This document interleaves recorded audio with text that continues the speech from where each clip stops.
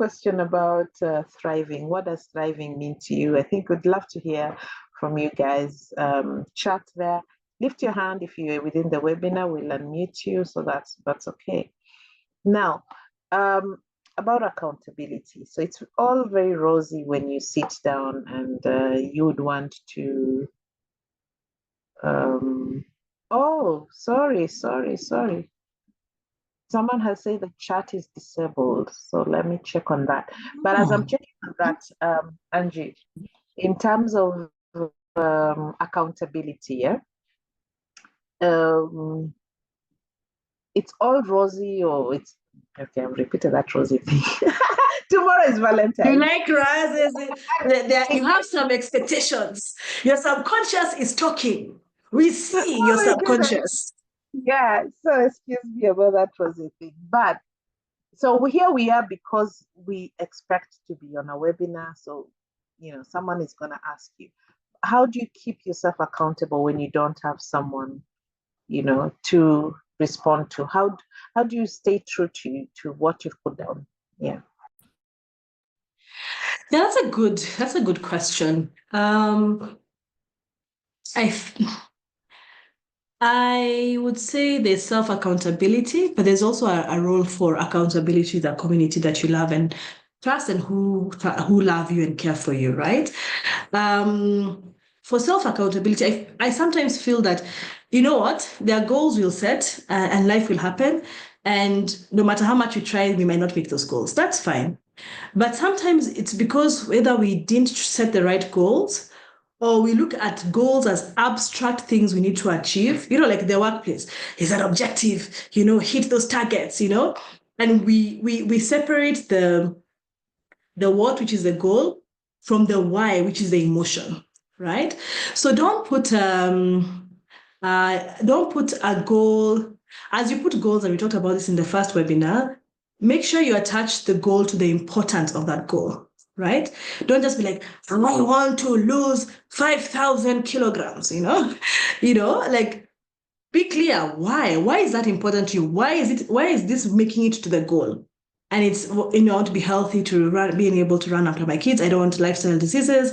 I want to wear that killer bikini and shock this person who, they must be motivations, right? So link that with emotion and motivation.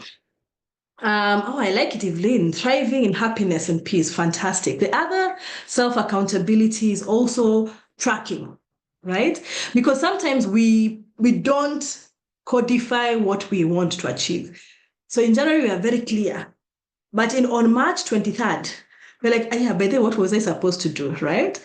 So, and there's so many tools out there to track what goals you're setting. Again, the Optimized Life System Journal is here, and there's so many other tools available that you can use to track your goals, so that there's somewhere you go back and look at. People love vision boards. People find a way to keep reminding yourself of the goals. Either set it as a reminder or use tracking tools to do that. I think that's as part of the self-accountability that exists. The third one, though, is the community accountability, Amakove. What we're doing right now, right? Because sometimes you can give yourself excuses. But if you have a community that who cares about you and you trust, let them know what you're trying to achieve. So that the next time you're there and you're like, oh, with the 5,000 kilos you're trying to lose, you're there and, you go and you're ordering this meal and sounds like, is that what she's going to get? Then they keep you accountable as well. So I do think there's something around community accountability that is going to be important around you sticking to your goals. I do think the fourth thing I want to reflect on is dreams in our life. Goals can evolve, change, and there can be a time where the goal no longer serves us, right? And we need to learn how to let go of certain goals that don't serve us. Right?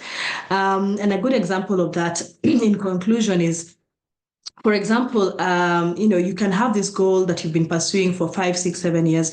You've tried different things and it's stressing you out. Like I said, it's really putting you down.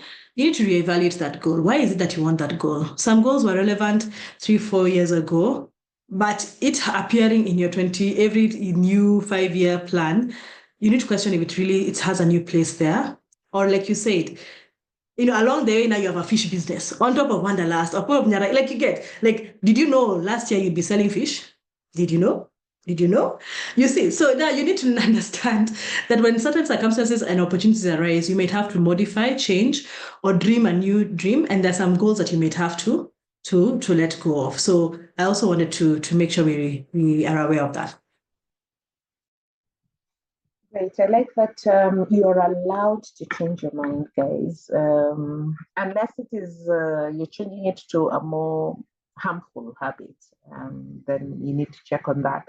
But you're allowed to change your mind and give yourself that grace. I think you mentioned grace is very, very important in terms of part of the journey through this